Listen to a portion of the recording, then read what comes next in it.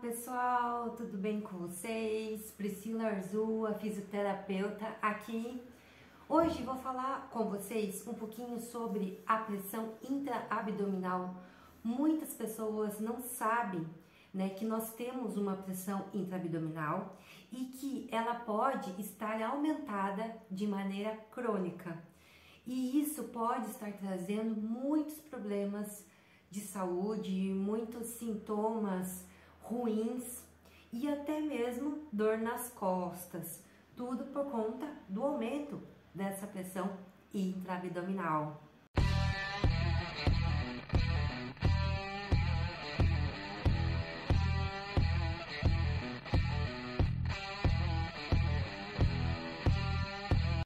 Mas vamos lá.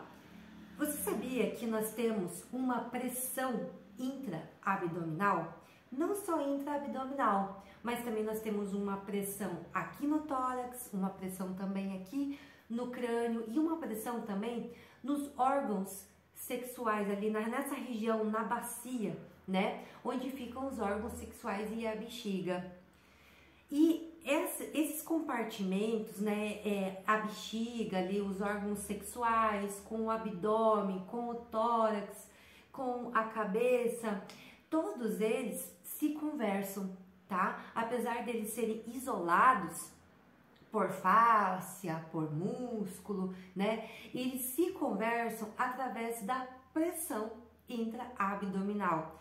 E essa, não só a pressão intraabdominal, mas entre as pressões, tá? A pressão intraabdominal, principalmente, que é o que eu mais vou falar, ela é muito importante, ela é fisiológica, porque é através dela que nós conseguimos nos manter vivos, certo? A gestante é o maior exemplo disso. Quando começa a crescer, né, o bebê, a gente começa a aumentar a pressão abdominal, certo? Algo está ali pressionando, aumentando o espaço dentro de um compartimento fechado e a pressão intraabdominal, ela sobe. Porém, o nosso organismo ele é muito inteligente, ele arruma maneiras de fazer com que a gente não morra, porque senão iria aumentar tanto essa pressão intraabdominal que a gente iria morrer. Na gestante começa a acontecer o distanciamento da linha alba, que é essa linha que passa na frente, né, entre os músculos retos abdominais, e isso faz com que a gestante tenha uma boa flexibilidade e também para respirar, para evacuar, para tossir, né? Para nós também, o que acontece, por exemplo, se a gente come demais, o estômago ele aumenta de tamanho, ele aumenta a pressão intraabdominal. A pressão intraabdominal ela é fisiológica, tá? Todos nós precisamos ter essa pressão intraabdominal. Nós precisamos ter essas pressões dentro de nós para que a gente tenha uma vida saudável. Constantemente, ao longo do dia, essa pressão abdominal ela sobe, mas ela logo volta. Isso é totalmente normal. Mas o que não é normal é quando essa pressão intraabdominal ela começa a ficar elevada de maneira crônica, ou seja, ela nunca volta para o seu estágio normal. E o que seria o estágio normal, né? Ó, aqui, ó, para a Organização Mundial da Síndrome Compartimental, uma pressão intraabdominal normal é de 5 a 7 milímetros de mercúrio, tá? Isso é normal.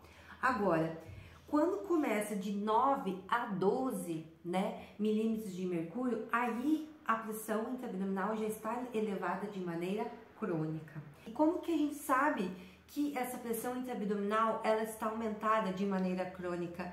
Existem alguns sintomas, tá? Eu até separei aqui, ó, como por exemplo, estufamento abdominal, má digestão, refluxo, azia, digestão lenta, hemorroidas, varizes nas pernas, edema em membros inferiores que não tem origem cardiológica, constipação intestinal, aquele paciente, aquela pessoa que se diz gordinha, que tem sempre uma barriguinha, esse sim tem pressão intraabdominal elevada, tá?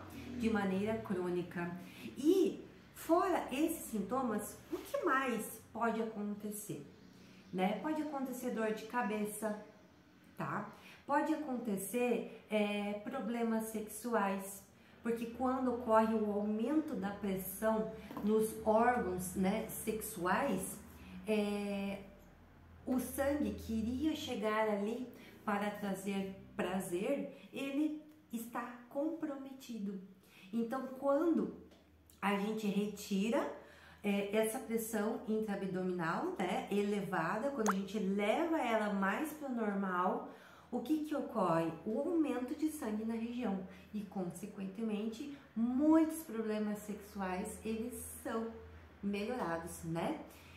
Retirando essa pressão intraabdominal. Pode ocorrer também refluxo, né? Como eu acho que eu falei aqui, refluxo, por quê? Porque nós temos, imagina, nós temos um compartimento, né? O abdômen, ele é um compartimento. E aí nós temos parede anterior, posterior, né? Superior e inferior. Então, quando essa pressão intraabdominal, vamos assim, ó, né? Ela começa a empurrar as estruturas e a parede, né, da nossa, vamos dizer, da nossa barriga, do nosso abdômen, o que acontece? Em cima tem o que? Diafragma, tá? E nós temos o diafragma aqui, e junto com o diafragma tem o que? Tem aqui o esôfago, né? O esôfago, ele passa aqui, vem no estômago e esôfago. Então, é muito comum as pessoas terem refluxo apenas por aumento da pressão intraabdominal, né, de maneira crônica, porque ela começa a empurrar. É normal também, o que pode acontecer? Hérnia de disco, começar a fazer essa pressão lá para trás, certo? E também dores nas costas, principalmente na lombar e nessa junção torácica lombar, tá? Outro fator que pode acontecer, as hérnias inguinais também, porque começa a empurrar para frente, assim como diástases, tá? Por aumento da pressão do tamanho ali da estrutura, começa a distanciar, né, essa estrutura que separa, né, os dois retos abdominais. O outro fator que pode acontecer é incontinência urinária, por aumento da pressão intraabdominal, né? O assoalho pélvico, ele fica tão tenso, mas tão tenso por conta dessa pressão intraabdominal que ele não consegue mais relaxar. Ele está sempre tenso, sempre tenso. Esse aumento de peso ali faz com que ele fique tenso. Mas aí o que acontece? Quanto mais tensão, dificilmente esse processo da contração, relaxamento, começa a ficar comprometida. Nós temos também um reflexo, que é o reflexo guardião. Ele nos protege, né, quando a gente vai, por exemplo, espirrar. O cérebro manda, através desse reflexo, um estímulo para que a gente se contraia, para que não ocorra a incontinência, o escape, né, de urina.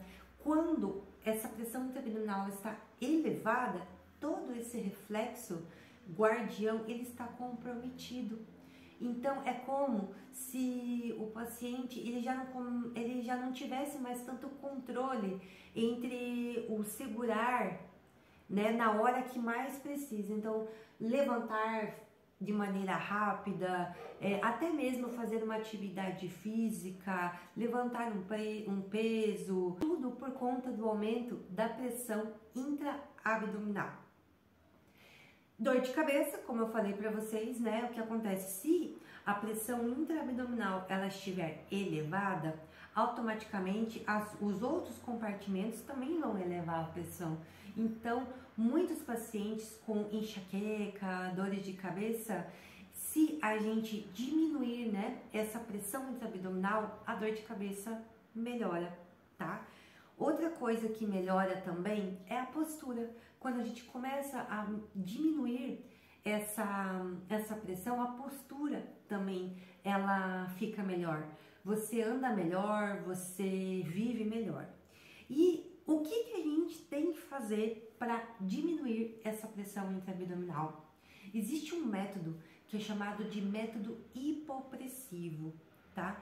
Esse método, ele age justamente na redução dessa pressão intraabdominal. Ele equilibra o tônus da musculatura do abdômen e faz com que a gente tenha uma redução da pressão abdominal. O que acontece nesse método? Esse método, a gente trabalha posturas antigravitacionais, juntamente com respiração, apneia e muitas vezes, se for indicado, a sucção, tá? Então, esse método, ele é muito assertivo para esse equilíbrio da pressão intraabdominal. Eu me lembrei agora de alguns fatores que também aumentam a pressão intraabdominal, tá? Escoliose. Quem tem escoliose automaticamente tem um dos lados, né, da escoliose, ele tá tenso, ele tá comprimido. E esse lado que está comprimido, ele tem um aumento da pressão intraabdominal, tá? Pessoas que são celíacas, tá? Pessoas que têm endometriose também tem o aumento da pressão intraabdominal.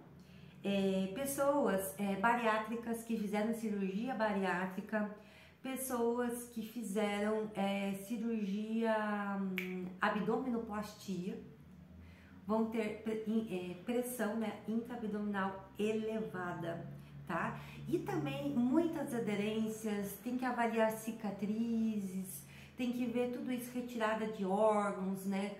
E ficou aquele tecido fibroso ali, muitas vezes isso daí vai fazer com que tenha um aumento da pressão intraabdominal.